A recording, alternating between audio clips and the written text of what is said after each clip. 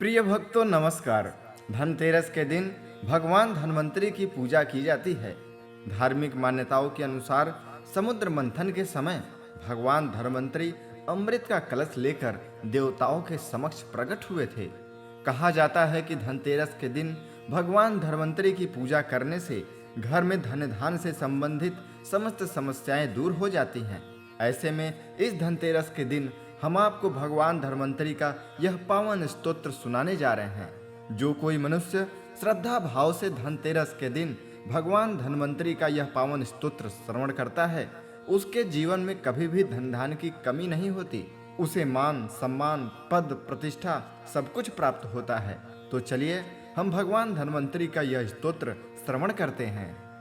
नमो नमो विश्वविभाननाय, नमो नमो लोकसुखप्रदाय, नमो नमो विश्वसृजेश्वराय, नमो नमो मुक्तिवरप्रदाय, नमो नमस्तेऽखिललोकपाय, नमो नमस्तेऽखिलकामदाय, नमो नमस्तेऽखिलकारणाय, नमो नमस्तेऽखिलरक्षकाय, नमो नमस्ते सकलार्तिहर्ते, नमो नमस्ते विरुजः प्रकर्त्रे, नमो नमस्तेऽखिलविश्वधर्त्रे, नमो नमस्तेऽखिललोकभर्त्रे।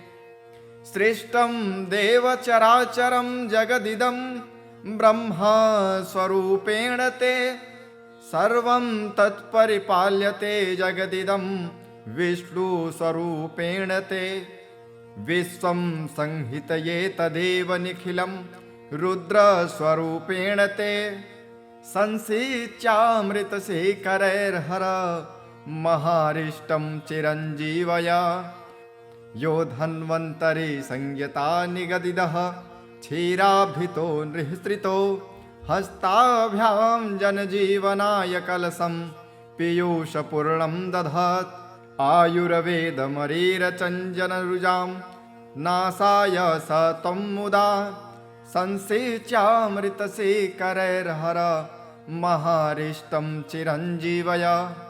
स्त्रीरूपं वरभूषणाम्बरधरं त्रैलोक्यसम्मोहनं कृत्वा पाययति स्म यः सुरगणान् पीयूषमत्युत्तमम्।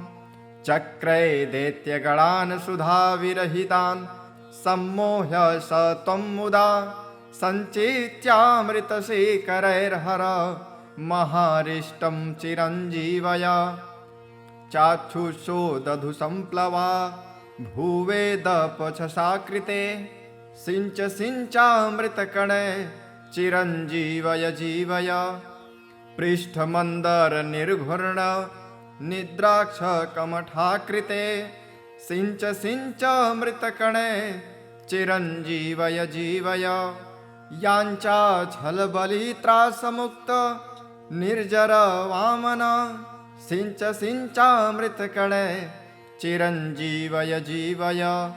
धरोद्धार हिरण्याक्ष घातक्रोणकृते प्रभो, सिञ्च सिञ्चामृतकणे चिरञ्जीवय जीवय। भक्तत्रासविनाशाक्त चण्डत्वनिहरे विभो, सिञ्च सिञ्चामृतकणे चिरञ्जीवय जीवय। क्षत्रियारण्यसङ्छेद कुठारकरैर्गुण, सिञ्च सिञ्चामृतकणे चिरञ्जीवय जीवय। रक्षो राजप्रतापाब्धि शोषणागुणराघव, सिञ्च सिञ्चामृतकणे चिरञ्जीवय जीवय। भूभारासुरसन्दोह कालाग्नेरुक्मिणीपते, सिञ्च सिञ्चामृतकणे चिरञ्जीवय जीवय। वेदमार्गरता नरः विभ्रान्ते बुद्धरूपघृक, सिञ्च सिञ्चामृतकणे चिरञ्जीवय जीवय।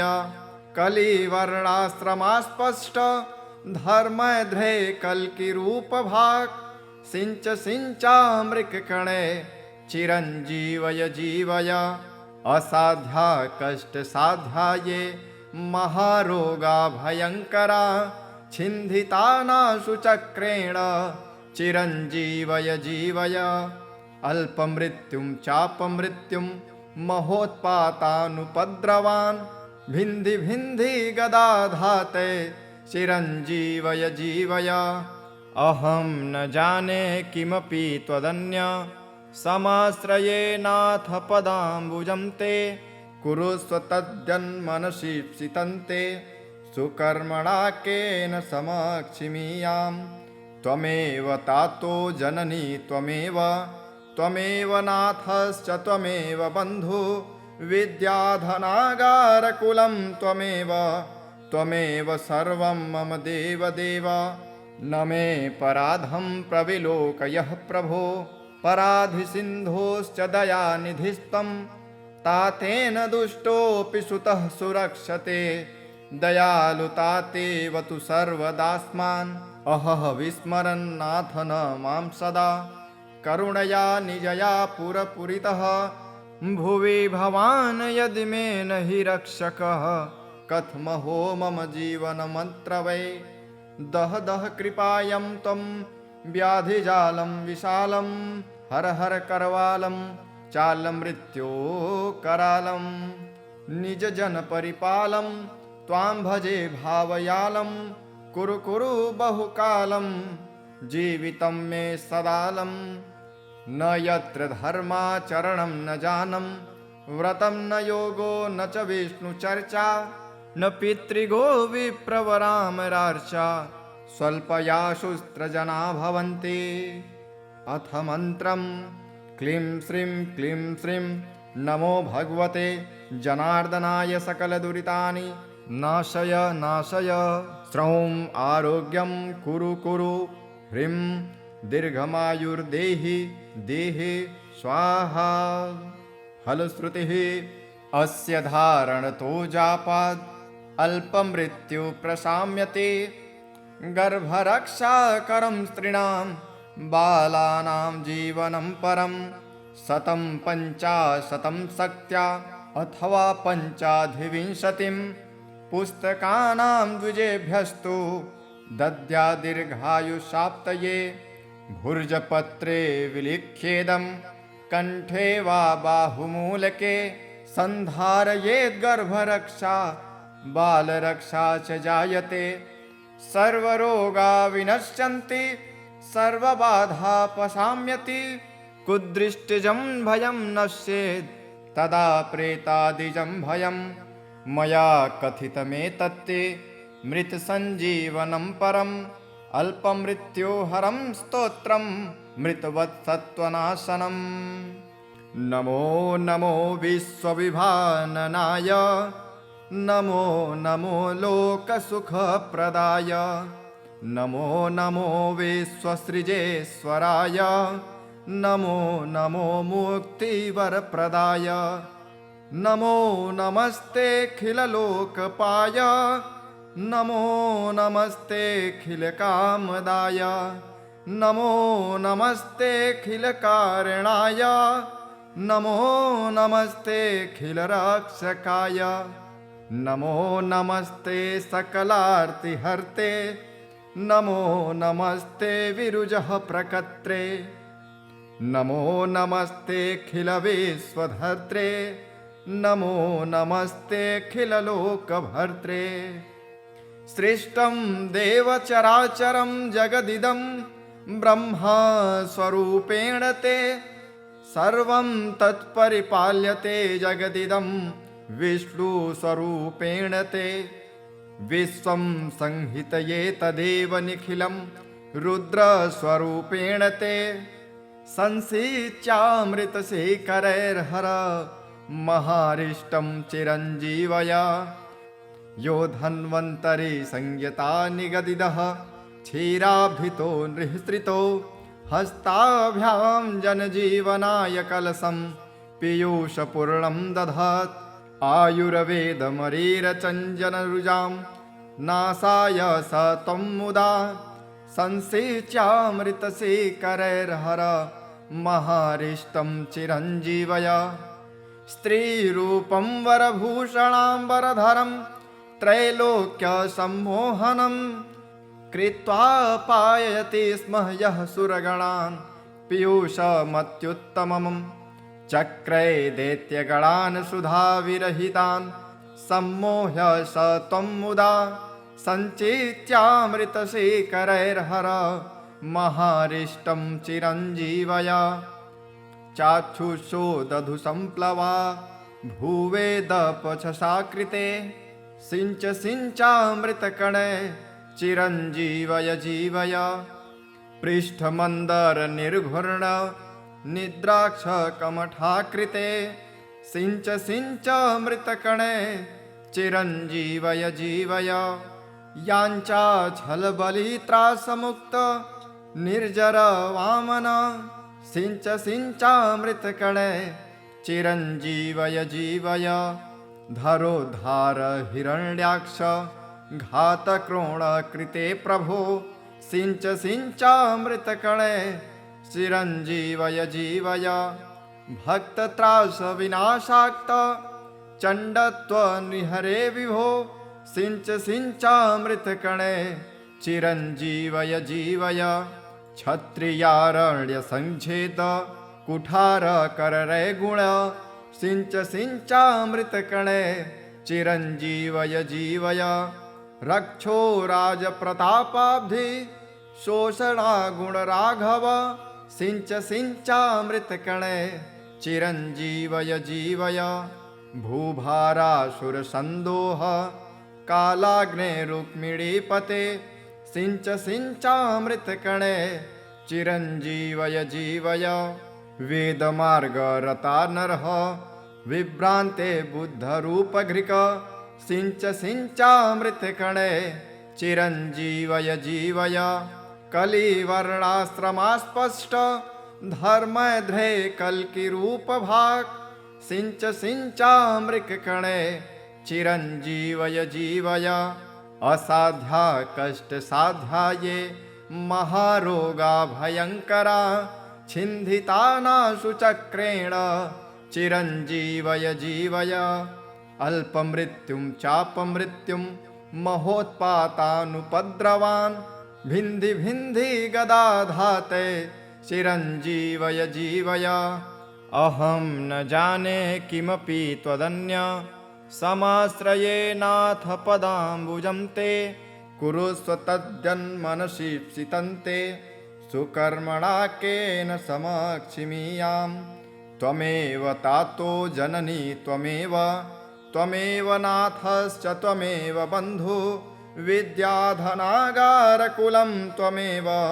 त्वमेव सर्वं मम देवदेव न मे पराधं प्रविलोकयः प्रभो पराधिसिन्धोश्च दयानिधिस्तं तातेन दुष्टोऽपि सुतः सुरक्षते दयालुतातेव तु सर्वदास्मान् अहह विस्मरन्नाथ न मां सदा करुणया निजया पुरपुरितः भुवि भवान् यदि मे न हि रक्षकः कथमहो मम जीवनमन्त्र वै दह दह कृपायं त्वं व्याधिजालं विशालं हर हर करवालं चालमृत्यो करालं निजजनपरिपालं त्वां भजे भावयालं कुरु कुरु बहुकालं जीवितं मे सदालं न यत्र धर्माचरणं न जानम व्रतं न योगो न च विष्णुचर्चा न पितृगो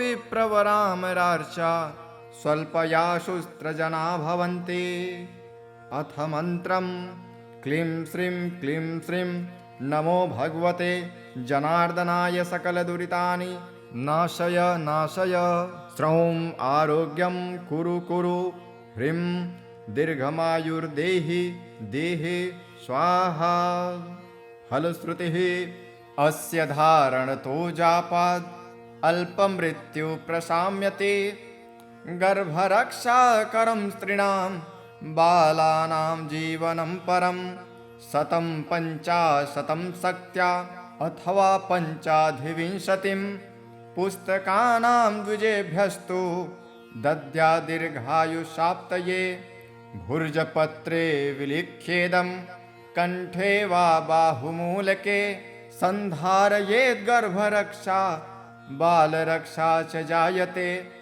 सर्वरोगा विनश्यन्ति सर्वबाधापशाम्यति। कुदृष्टिजं भयं नश्येत् तदा प्रेतादिजं भयम्। मया कथितमेतत्ते मृतसञ्जीवनं परम्। अल्पमृत्योहरं स्तोत्रं मृतवत्सत्त्वनाशनम्।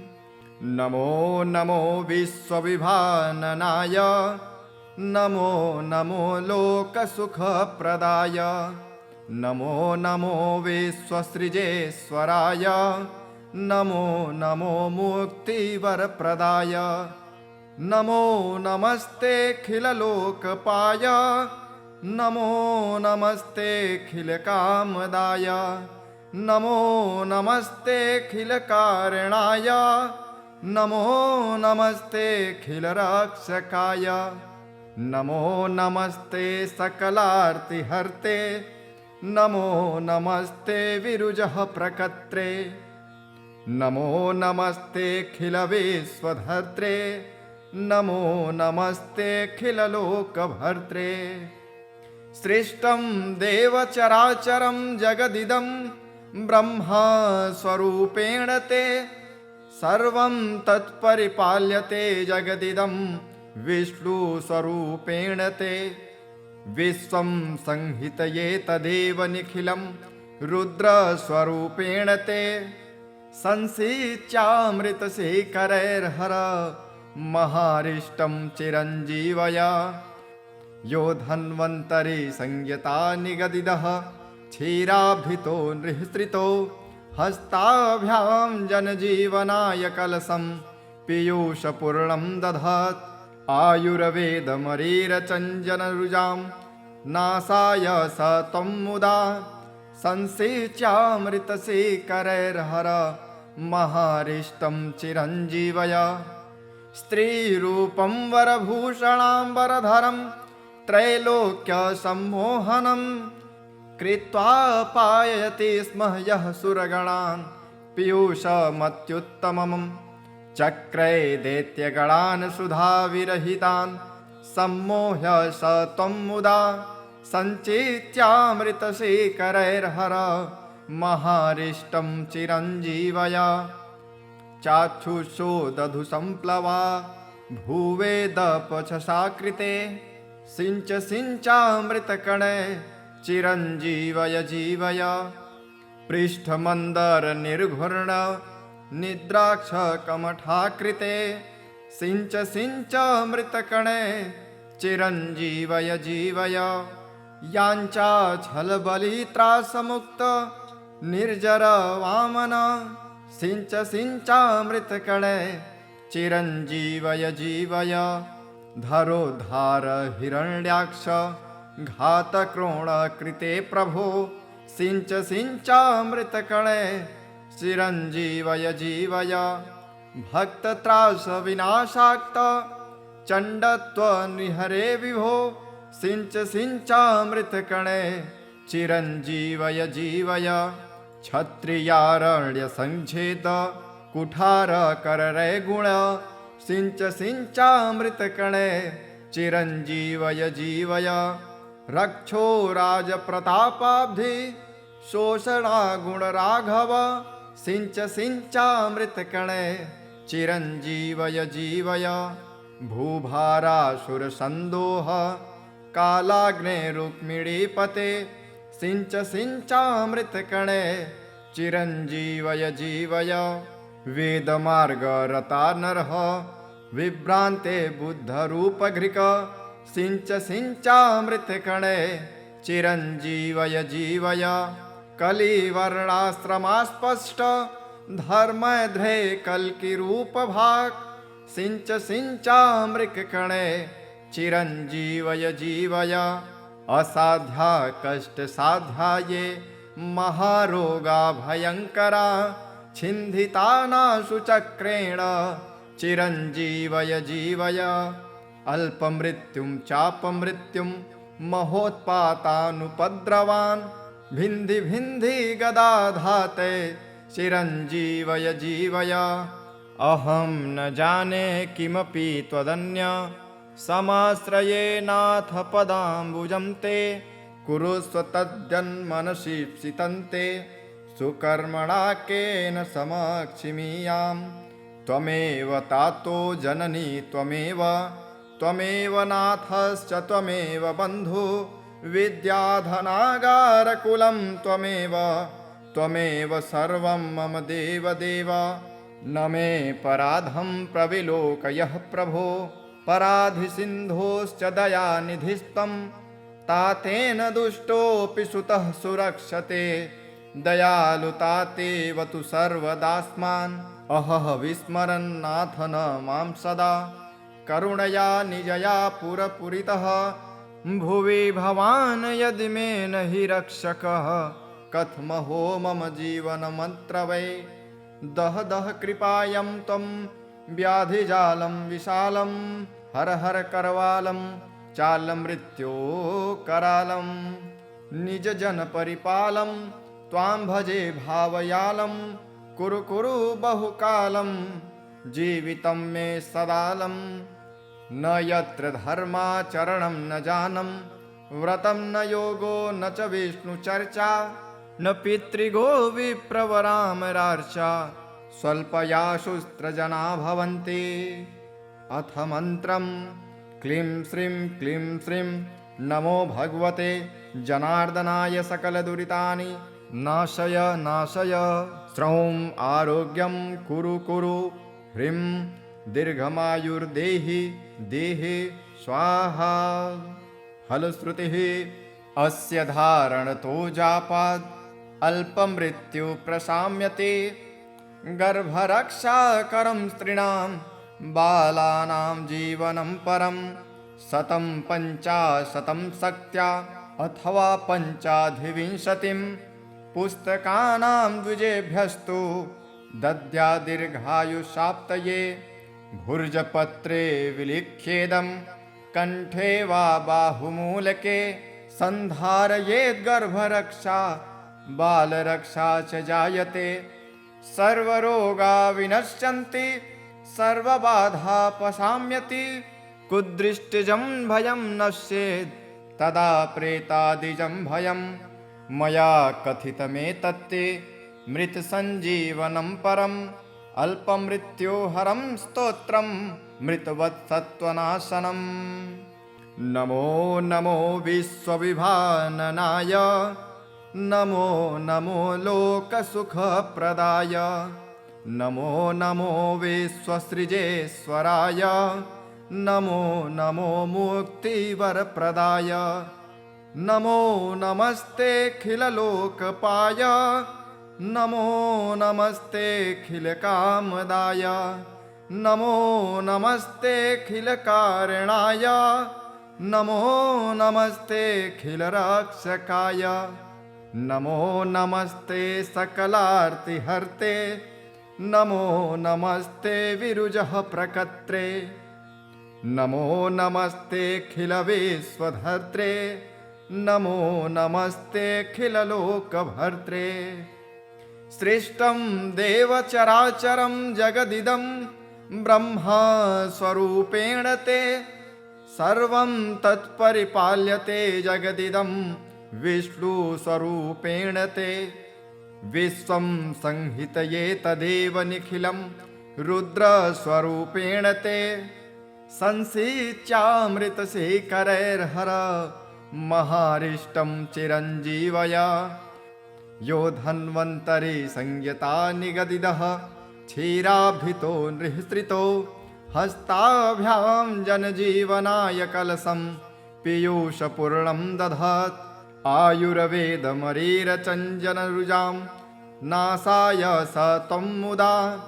संसिच्यामृतशेखरैर्हर महारिष्टं चिरञ्जीवया स्त्रीरूपं वरभूषणाम्बरधरं त्रैलोक्यसम्मोहनं कृत्वा पाययति स्म यः सुरगणान् पीयूषमत्युत्तमम् चक्रे दैत्यगणान् सुधाविरहितान् सम्मोह्य स त्वं मुदा सञ्चित्यामृतशेखरैर्हर महारिष्टं चिरञ्जीवय चाक्षुषो दधु संप्लवा भूवेदपछसा कृते सिञ्च सिञ्चामृतकणे चिरञ्जीवय जीवय पृष्ठमन्दर निर्घूर्ण निद्राक्ष कमठाकृते सिञ्च सिञ्चामृतकणे चिरञ्जीवय जीवय याञ्चा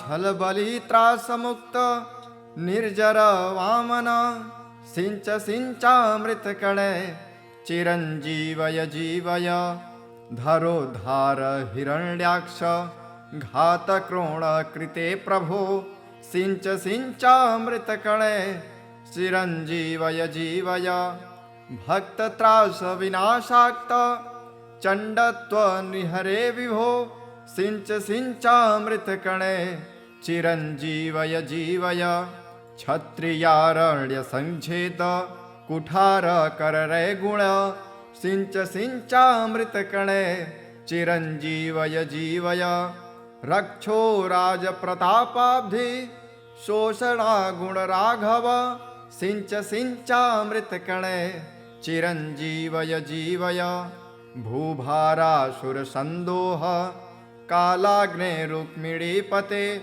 सिञ्च सिञ्चामृतकणे चिरञ्जीवय जीवय वेदमार्गरता नरः विभ्रान्ते बुद्धरूपघृक सिञ्च सिञ्चामृतकणे चिरञ्जीवय जीवय कलिवर्णाश्रमास्पष्ट धर्मध्रे कल्किरूपभाक् सिञ्च सिञ्चामृतकणे चिरञ्जीवय जीवय असाध्या कष्टसाध्याये महारोगा भयङ्करा छिन्दितानाशु चक्रेण चिरञ्जीवय जीवय अल्पमृत्युं चापमृत्युं महोत्पातानुपद्रवान् भिन्धि भिन्धि गदाधाते चिरञ्जीवय जीवय अहं न जाने किमपि त्वदन्य समाश्रये नाथ पदाम्बुजं ते कुरुस्व तद्यन्मनसीप्सितन्ते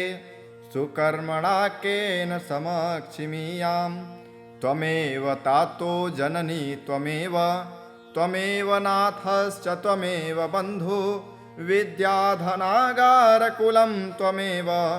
त्वमेव सर्वं मम देवदेव न मे पराधं प्रविलोकयः प्रभो पराधिसिन्धोश्च दयानिधिस्तं तातेन दुष्टोऽपि सुतः सुरक्षते दयालुतातेव तु सर्वदास्मान् अहः विस्मरन्नाथ न मां सदा करुणया निजया पुरपुरितः भुवि भवान् यदि मे न हि रक्षकः कथमहो मम जीवनमन्त्रवै दह दह कृपायं त्वं व्याधिजालं विशालं हर हर करवालं चालमृत्यो करालं निजजनपरिपालं त्वां भजे भावयालं कुरु कुरु बहुकालं जीवितं मे सदालं न यत्र धर्माचरणं न जानं व्रतं न योगो न च विष्णुचर्चा न पितृगो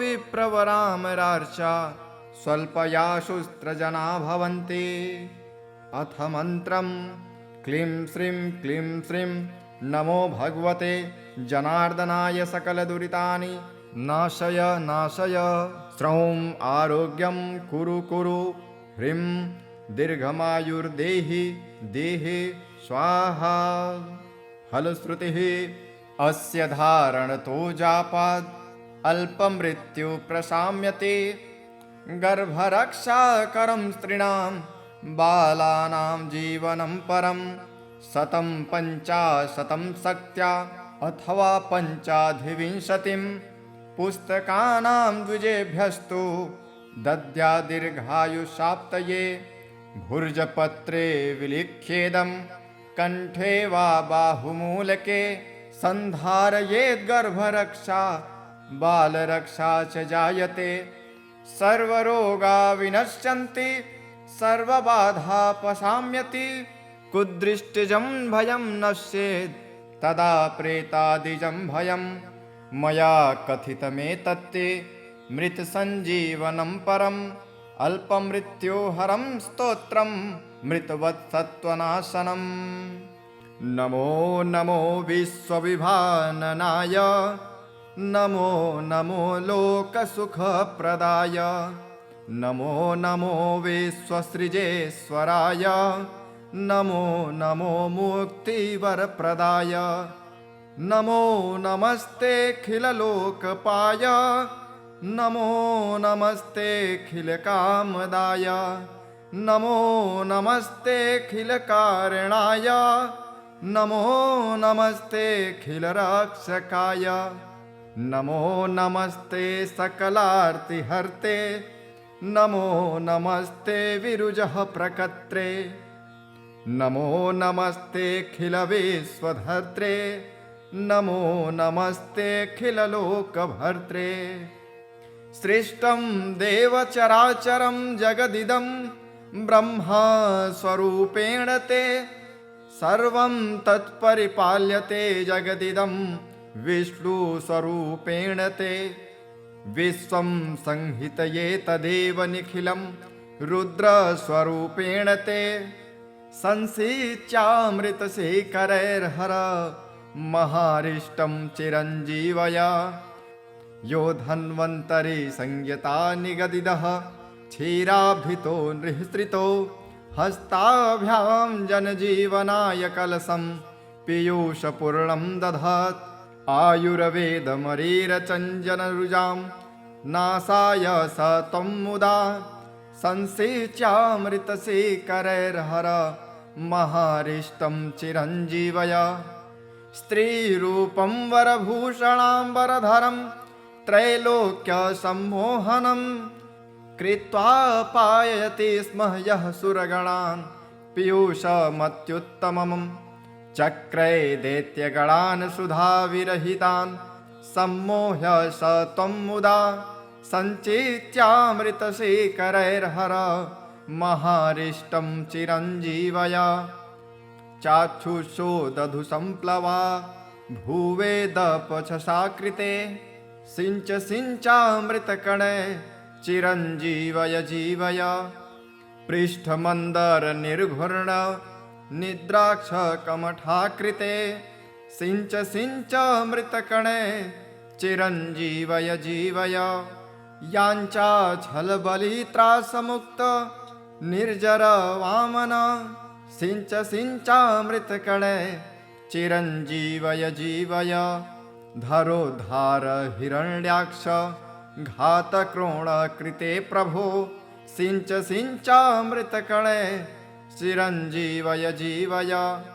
भक्तत्रासविनाशाक्त चण्डत्वनिहरे विभो सिञ्च सिञ्चामृतकणे चिरञ्जीवय जीवय। क्षत्रियारण्यसङ्क्षेद कुठारकररे गुण सिञ्च सिञ्चामृतकणे चिरञ्जीवय जीवय। रक्षो राजप्रतापाब्धि शोषणागुणराघव सिञ्च सिञ्चामृतकणे चिरञ्जीवय जीवय। भूभारासुरसन्दोह कालाग्नेरुक्मिणीपते सिञ्च सिञ्चामृतकणे चिरञ्जीवय जीवय। वेदमार्गरता नरः विभ्रान्ते बुद्धरूपघृक सिञ्च सिञ्चामृतकणे चिरञ्जीवय जीवय। कलिवर्णाश्रमास्पष्ट धर्मध्रे कल्किरूपभाक् सिञ्च सिञ्चामृतकणे चिरञ्जीवय जीवय। असाध्या कष्टसाध्याये महारोगा भयङ्करा छिन्धितानाशु चक्रेण चिरञ्जीवय जीवय। अल्पमृत्युं चापमृत्युं महोत्पातानुपद्रवान् भिन्धि भिन्धि गदाधाते चिरञ्जीवय जीवय। अहं न जाने किमपि त्वदन्य समाश्रये नाथ पदाम्बुजं ते कुरुस्व तद्यन्मनसि सितन्ते सुकर्मणा केन समक्षिमीयाम् त्वमेव तातो जननी त्वमेव त्वमेव नाथश्च त्वमेव बन्धु विद्याधनागारकुलं त्वमेव त्वमेव सर्वं मम देवदेव न मे पराधं प्रविलोकयः प्रभो पराधिसिन्धोश्च दयानिधिस्त्वं तातेन दुष्टोऽपि सुतः सुरक्षते दयालुतातेव तु सर्वदास्मान् अहः विस्मरन्नाथ न मां सदा करुणया निजया पुरपुरितः भुवि भवान् यदि मे न हि रक्षकः कथमहो मम जीवनमत्र वै दह दह कृपायं त्वं व्याधिजालं विशालं हर हर करवालं चालमृत्यो करालं निजजनपरिपालं त्वां भजे भावयालं कुरु कुरु बहुकालं जीवितं मे सदालं न यत्र धर्माचरणं न जानम व्रतं न योगो न च विष्णुचर्चा न पितृगो विप्रवरामरार्चा स्वल्पयाशुस्त्रजना भवन्ति अथ मन्त्रं क्लीं श्रीं नमो भगवते जनार्दनाय सकलदुरितानि नाशय नाशय श्रौं आरोग्यं कुरु कुरु ह्रीं दीर्घमायुर्देहि देहि स्वाहा फलश्रुतिः अस्य धारणतो जापाद् अल्पमृत्यु प्रशाम्यते गर्भरक्षाकरं स्त्रीणां बालानां जीवनं परं 150 शक्त्या अथवा 25 पुस्तकानां द्विजेभ्यस्तु दद्या दीर्घायुषाप्तये भुर्जपत्रे विलिख्येदं कंठे वा बाहुमूलके सन्धारयेद्गर्भरक्षा बालरक्षा च जायते सर्वरोगा विनश्यन्ति सर्वबाधा पशाम्यति कुदृष्टिजं भयं नश्येत् तदा प्रेतादिजं भयं मया कथितमेतत्ते मृतसञ्जीवनं परम् अल्पमृत्योहरं स्तोत्रं मृतवत्सत्त्वनाशनम् नमो नमो विश्वविभाननाय नमो नमो लोकसुखप्रदाय नमो नमो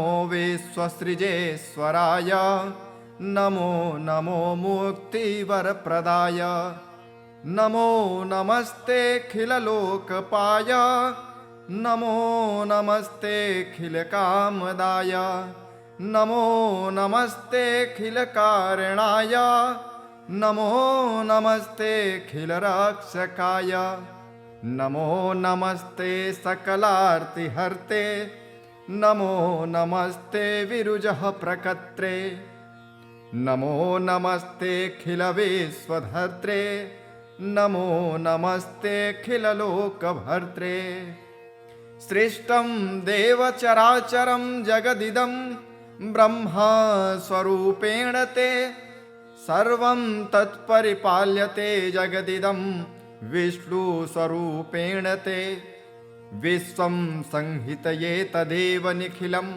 रुद्रस्वरूपेण ते संसिच्यामृतशेखरैर्हर महारिष्टं चिरञ्जीवय यो धन्वन्तरि संयता निगदितः क्षीराभितो नृहृतो हस्ताभ्यां जनजीवनाय कलशं पीयूषपूर्णं दधात् आयुर्वेदमरीरचञ्जनरुजां नासाय स त्वं मुदा संसेच्यामृतशेखरैर्हर महारिष्टं चिरञ्जीवय स्त्रीरूपं वरभूषणाम्बरधरं त्रैलोक्यसम्मोहनं कृत्वा पाययति स्म यः सुरगणान् पीयूषमत्युत्तमम् चक्रे दैत्यगणान् सुधाविरहितान् सम्मोह्य स त्वं मुदा सञ्चेत्यामृतशेखरैर्हर महारिष्टं चिरञ्जीवय चाक्षुषो दधु सम्प्लवा भूवेदपचसाकृते सिञ्च सिञ्चामृतकणे चिरञ्जीवय जीवय पृष्ठमन्दर निर्घूर्ण निद्राक्षकमठाकृते सिञ्च सिञ्च मृतकणे चिरञ्जीवय जीवय याञ्चाच्छलबलित्रासमुक्त निर्जर वामन सिञ्च सिञ्चामृतकणे चिरञ्जीवय जीवय धरोद्धार हिरण्याक्ष घातक्रोणकृते प्रभो सिञ्च सिञ्चामृतकणे चिरञ्जीवय जीवय भक्तत्रासविनाशाक्त चण्डत्वनिहरे विभो सिञ्च सिञ्चामृतकणे चिरञ्जीवय जीवय क्षत्रियारण्यसङ्छेद कुठारकररे गुण सिञ्च सिञ्चामृतकणे चिरञ्जीवय जीवय रक्षो राजप्रतापाब्धि शोषणागुणराघव सिञ्च सिञ्चामृतकणे चिरञ्जीवय जीवय भूभारासुरसन्दोह कालाग्ने रुक्मिणीपते सिञ्च सिञ्चामृतकणे चिरञ्जीवय जीवय वेदमार्गरता नरः विभ्रान्ते बुद्धरूपघृक सिञ्च सिञ्चामृतकणे चिरञ्जीवय जीवय कलिवर्णाश्रमास्पष्ट धर्मध्रे कल्किरूपभाक् सिञ्च सिञ्चामृतकणे चिरञ्जीवय जीवय असाध्या कष्टसाध्याये महारोगा भयङ्करा छिन्धितानाशु चक्रेण चिरञ्जीवय जीवय अल्पमृत्युं चापमृत्युं महोत्पातानुपद्रवान् भिन्धि भिन्धि गदाधाते चिरञ्जीवय जीवय अहं न जाने किमपि त्वदन्य समाश्रये नाथ पदाम्बुजं ते कुरुस्व तद्यन्मनसीप्सितं ते सुकर्मणा केन समक्षिमीयां त्वमेव तातो जननी त्वमेव नाथश्च त्वमेव बन्धु विद्याधनागारकुलं त्वमेव सर्वं मम देवदेव न मे पराधं प्रविलोकयः प्रभो पराधिसिन्धोश्च दयानिधिस्तं तातेन दुष्टोऽपि सुतः सुरक्षते दयालुतातेव तु सर्वदास्मान् अहः विस्मरन्नाथ न मां सदा करुणया निजया पुरपुरितः भुवि भवान् यदि मे न हि रक्षकः कथमहो मम जीवनमत्र वै दह दह कृपायं त्वं व्याधिजालं विशालं हर हर करवालं चालमृत्यो करालं निजजनपरिपालं त्वां भजे भावयालं कुरु कुरु बहुकालं जीवितं मे सदालं न यत्र धर्माचरणं न जानम व्रतं न योगो न च विष्णुचर्चा न पितृगो विप्रवरामरार्चा स्वल्पयाशुस्त्रजना भवन्ति अथ मन्त्रं क्लीं श्रीं नमो भगवते जनार्दनाय सकलदुरितानि नाशय श्रौं आरोग्यं कुरु ह्रीं दीर्घमायुर्देहि देहे स्वाहा फलश्रुतिः अस्य धारणतो जापाद् अल्पमृत्यु प्रशाम्यते गर्भरक्षाकरं स्त्रीणां बालानां जीवनं परं 150 शक्त्या अथवा 25 पुस्तकानां द्विजेभ्यस्तु दद्या दीर्घायुषाप्तये भुर्जपत्रे विलिख्येदं कंठे वा बाहुमूलके संधारयेद् गर्भरक्षा बालरक्षा च जायते सर्वरोगा विनश्यन्ति सर्वबाधापशाम्यति कुदृष्टिजं भयं नश्येत् तदा प्रेतादिजं भयं मया कथितमेतत्ते मृतसञ्जीवनं परम् अल्पमृत्योहरं स्तोत्रं मृतवत्सत्त्वनाशनम् नमो नमो विश्वविभाननाय नमो नमो लोकसुखप्रदाय नमो नमो विश्वसृजेश्वराय नमो नमो मुक्तिवरप्रदाय नमो नमस्तेऽखिललोकपाय नमो नमस्तेऽखिलकामदाय नमो नमस्तेऽखिलकारणाय नमो नमस्तेऽखिलरक्षकाय नमो नमस्ते सकलार्तिहर्ते नमो नमस्ते विरुजः प्रकर्त्रे नमो नमस्तेऽखिलविश्वधर्त्रे नमो नमस्तेऽखिललोकभर्त्रे सृष्टं देवचराचरं जगदिदं ब्रह्मस्वरूपेण ते सर्वं तत्परिपाल्यते जगदिदं विष्णुस्वरूपेण ते विश्वं संहितये तदेव निखिलं रुद्रस्वरूपेण ते संसिच्यामृतशेखरैर्हर महारिष्टं चिरञ्जीवय यो धन्वन्तरि संयता निगदिदः क्षीराभितो नृहृतो हस्ताभ्यां जनजीवनाय कलशं पीयूषपूर्णं दधात् आयुर्वेदमरीरचञ्जनरुजां नासाय स त्वं मुदा संसिच्यामृतशेखरैर्हर महारिष्टं चिरञ्जीवय स्त्रीरूपं वरभूषणाम्बरधरं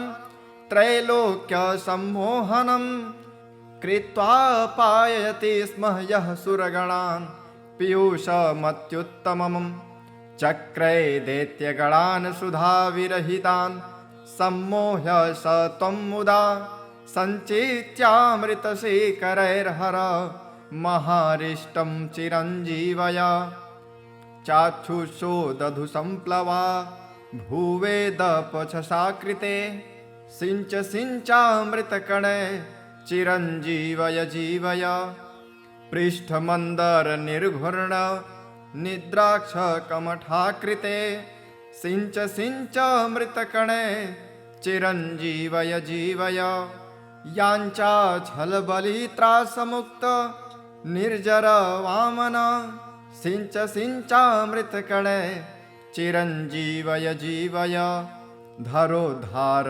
हिरण्याक्ष घातक्रोणकृते प्रभो सिञ्च सिञ्चामृतकणे चिरञ्जीवय जीवय भक्तत्रासविनाशाक्त चण्डत्वनिहरे विभो सिञ्च सिञ्चामृतकणे चिरञ्जीवय जीवय क्षत्रियारण्यसङ्छेद कुठारकररे गुण सिञ्च सिञ्चामृतकणे चिरञ्जीवय जीवय रक्षो राजप्रतापाब्धि शोषणागुणराघव सिञ्च सिञ्चामृतकणे चिरञ्जीवय जीवय भूभारासुरसन्दोह कालाग्नेरुक्मिणीपते सिञ्च सिञ्चामृतकणे चिरञ्जीवय जीवय वेदमार्गरता नरः विभ्रान्ते बुद्धरूपघृक